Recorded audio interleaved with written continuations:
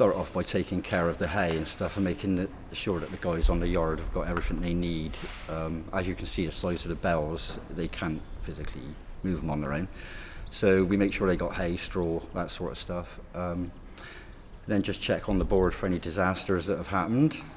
And then go from there. And if all being well, then we'll go out and start maybe fencing or topping, whatever it is that we're doing at the time. Oh, you can come in with all the best plans to go off doing something, but then within 10 minutes somebody reports 40 metres of fencing has fallen down overnight and there's horses everywhere. So it's, a bit of a panic and try and get things sorted out. If it's a particularly wet winter or bad winter, the damage to the ground is incredible. And that can take me then basically right through the summer, putting it right so that they got some fields to go into the winter again with.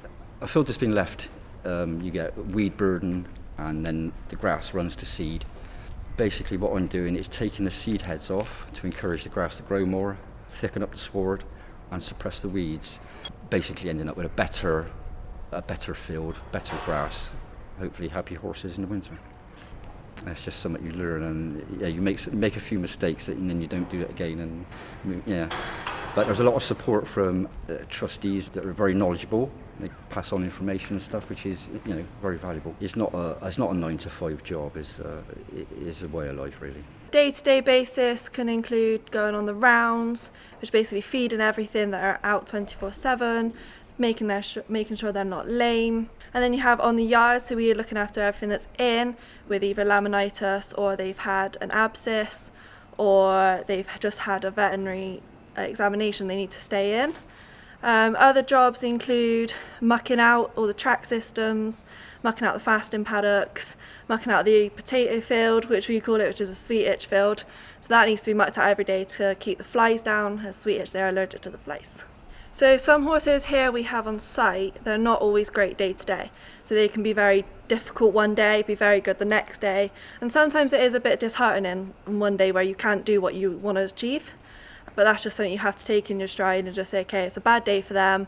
We'll end it on a good note, put them back out, and the next day completely different. But there isn't many bad points, to be honest. So it is really sad, obviously, seeing them in that state, being skinny, being very fearful of people. But in my head, I just think they're in the best place now. They're going to have the best rest of their life. We'll give them all the love and attention that they would have deserved for the rest of their life. And hopefully, somewhere in your mind, you kind of think, hopefully they'll forget the past. Which they don't always, but it's kind of a coping mechanism to think that. Branston was born here. So his mum was Pickle, who we rescued just off the side of the road. She was just abandoned. He was born in April on Easter Sunday last year, so he's just over a year old now. He's lovely. All he's known is love, so he's perfectly fine and everything. Luckily, his mum was amazing as well. She absolutely loved people, which was amazing seeing as her background. And Blackjack came in from another charity who didn't have the space to hold all the horses that they had, so we've taken him, and again, he wasn't that badly treated, so he's also lovely. So they've been in for about 2 weeks now and just in a little field on just them two on their own, so we can keep an eye on them because they have been castrated. So when they're just over a year old, we like to castrate them to keep overbreeding down, and we don't have breeding on site, so we like to make sure all of our stallions do get castrated at some point. So that's the baby gang. They are very mischievous every day. Every day is different with them. They like to take pens off of you, they like to rip your zips, they like to get your pockets. So they've gone back in them to enjoy herd life again. What I do here is FEC, so that's fecal egg counting. So we make sure we do that about 3 to 4 times a year for every horse we have here on site, which is a lot of pill. And that just makes sure that none of them have worm burdens and we can keep on top of it if they do. So every rescue that comes in, I fecal egg count. And then depending on what their worm count is, we can worm them after, or we can leave them and worm them when we worm the whole site every year. Some are really high and some are really low, so we've had ones, for example, over 3,000, which is really, really high. So that horse had to go on an intensive course of worm treatment, and we couldn't give it to her all at once because that could give her colic. We class low as under 200, so if they're under 200, that's fine, we don't need to worm them, and they can go on and be wormed later on in the year. So we worm all of our horses with Equest Pramox. We do that in about February time, and that's for every horse on site. And then around this time of year we feed a leg count and we worm all the youngsters for tapeworm because they're more susceptible to tapeworm when they're young. We don't try and worm them too much because their bodies can become immune to the wormer, and then that means it won't work in the future if we want to. For the horses that we need to worm, we want to keep them in their own stable so we know what poo's theirs. We wait for them to poo. We then pick up a little bit of each poo that's in the stable so we get a range of the poo. We can keep it up to 3 days in the fridge, so as long as I do it within 3 days, that's fine. I can then put it in a little pot with saline solution, give it a mix, leave it for a few minutes to settle, and then put it in a muck master slide, and then I look at that underneath the microscope to count all the eggs.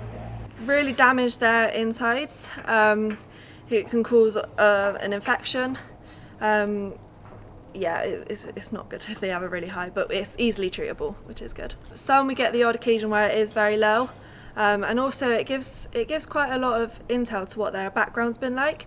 So if they're quite low, we know that from a young age they've probably been wormed their whole life, whereas if they're quite high, we know they haven't been wormed in a long time and been able to roam in places other horses have and picked up these worms. I come to HorseWorld every Tuesday and spend the day, whatever my list is, trimming and shoeing.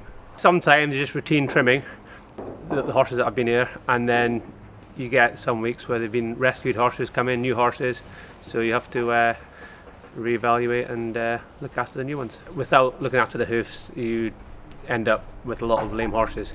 The feet keep growing, they're not wearing them down naturally, so we have to come in and trim the feet, keep the toes short, and look after the soundness of the horses. Some of them that are in doing a lot of exercise and work, their feet go sore.